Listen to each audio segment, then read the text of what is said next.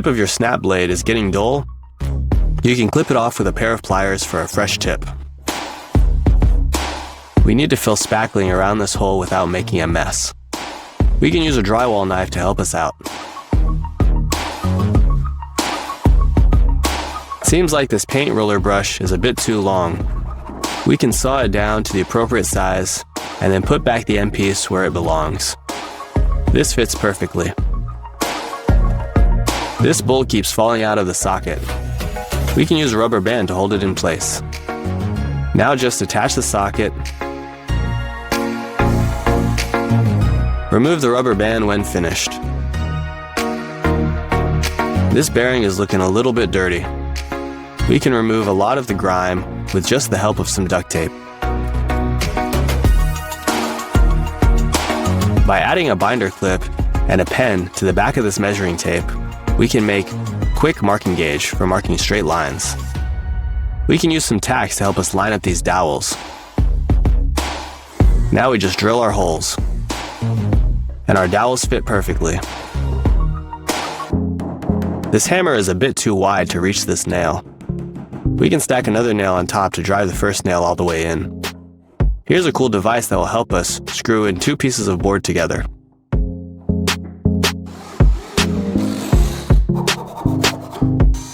Let's create a tool that will help us safely sand small pieces of wood without injuring our fingers.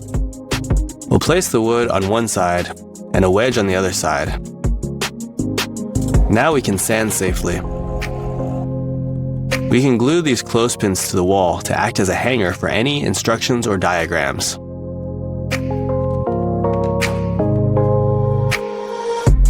We can still get this TV remote to work, even if we only have one battery. Insert the battery, and then roll up a piece of aluminum foil. Place it inside the other battery slot, and now you can use the remote. We can solder these two pieces of wire together by running an electric current through them.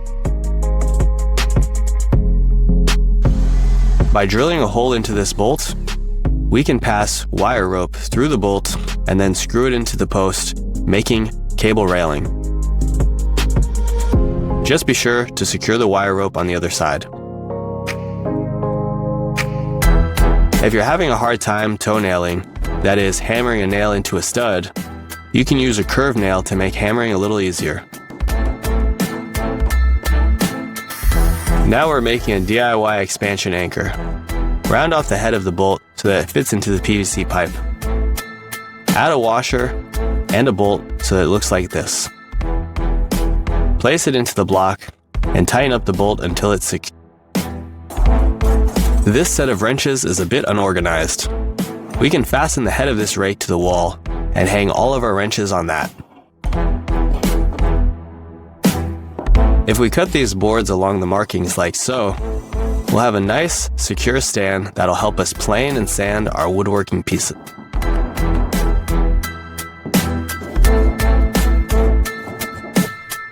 Here we have a dado joint that we are going to lock into place using these dowels. Drill holes, add some glue, insert the dowels, and then saw them flush. Then sand everything for a smooth finish. Next, we're cutting out a drill holder for our belt from this plastic bottle.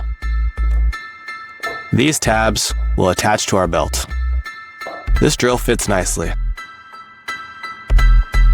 Let's make a tripod out of PVC.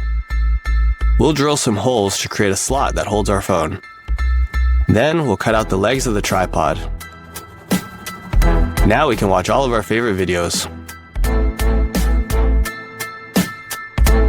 If we have an old fork, we can bend it like this and then use it as a wire twister.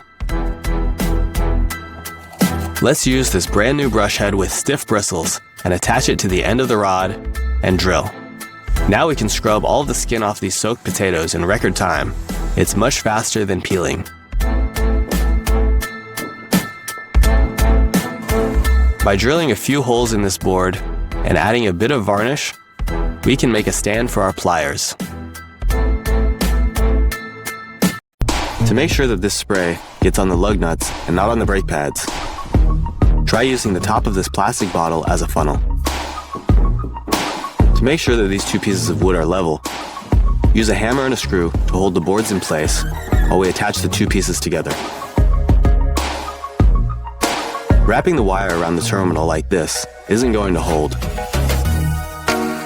Instead, we'll remove some of the plastic from the end of the wire like usual. Then, we'll cut an additional piece of plastic and move it to the end of the wire. Now wrap the wire around the terminal back on itself and then tighten it back down. We're having a hard time removing this bolt with these pliers. We can make our own DIY socket wrench. Insert a same-size bolt into a pipe and then hammer on all sides until the pipe matches the shape of the bolt. Now we can use this to loosen the original bolt. Here's an interesting trick to make pocket holes. Drill a large hole in the center of the stud and then 3 pilot holes inside of it. Then, drill the screws into the pilot holes to attach the two pieces together.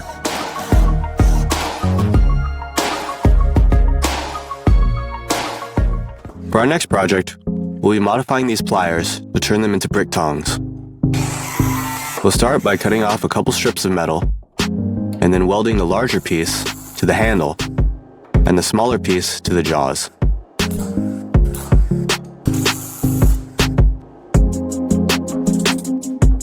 Secure the longer handle into the vise and bend it to a right angle.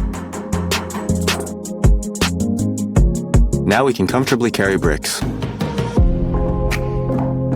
Sometimes it can be impossible to fill a larger bucket with water because it just won't fit into the sink. In these cases, we can attach foam tubing to the faucet and then place the other end of the foam tubing into the bucket which we set on the floor. Now we'll be making a DIY sandblaster. We'll first need to cut out a hole from this pipe and flatten one end. Next, we'll need 2 bottle caps. We'll cut out a section on the top of this bottle cap that's the same width as the pipe so that it can fit inside.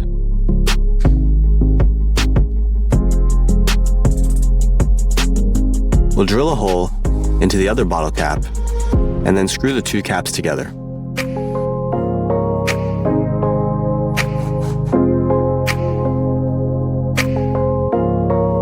Place the pipe through the incision and then line up the 2 holes.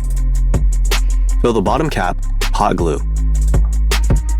Next, we can fill this bottle with sand and attach it to the bottle cap. Now with an air compressor, our sandblaster can clean our tools.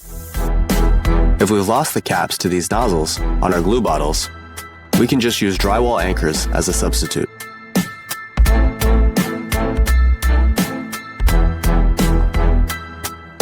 This is called a marlin spike hitch, and we can use it to make a rope ladder.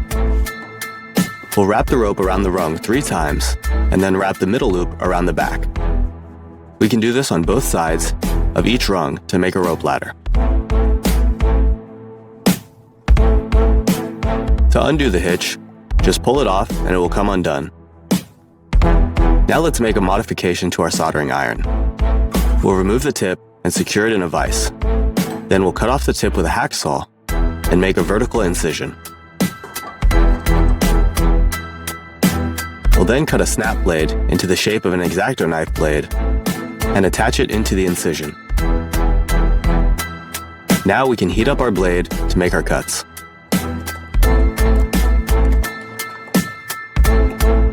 We need to make a new handle for our screwdriver. We can make one using hot glue and baking soda. Heat up the hot glue and the baking soda together using a heat gun.